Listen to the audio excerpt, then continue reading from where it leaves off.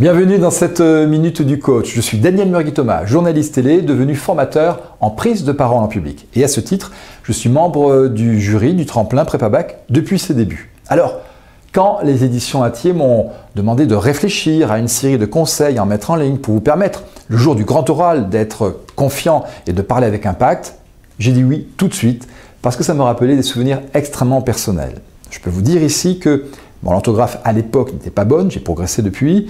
Mon écriture, elle est restée la même, c'est une écriture de chat. Donc, l'écriture et l'orthographe m'ont fait perdre beaucoup de points. Heureusement, c'est à l'oral, entre guillemets, que je pouvais me refaire. Alors, aujourd'hui, je vais partager des conseils, alors que l'oral est devenu une passion et c'est mon métier. Mais les conseils que je vais partager avec vous, ils viennent de plein de gens, de journalistes, d'étudiants, de sportifs, de chefs d'entreprise, de toutes celles et de tous ceux que je côtoie au quotidien. Entendons-nous bien, n'attendez pas la veille du grand oral, de cette épreuve essentielle du bac pour commencer à travailler. Non, c'est comme le reste des matières que vous allez devoir bosser, c'est plusieurs semaines, voire plusieurs mois avant qu'il faut s'y mettre.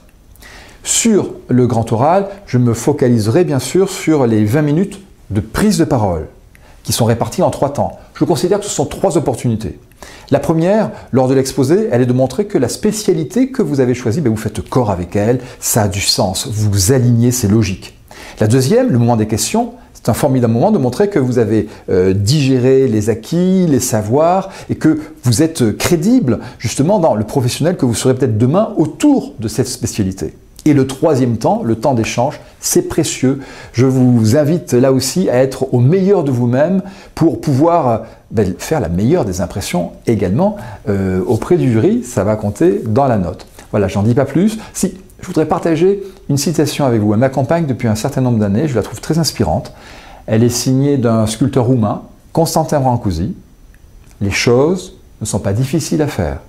Ce qui est difficile, c'est de se mettre en état de les faire. Alors, si vous voulez être dans le meilleur des états pour aborder le grand oral, je vous dis à tout de suite pour mon premier conseil dans la minute du coach.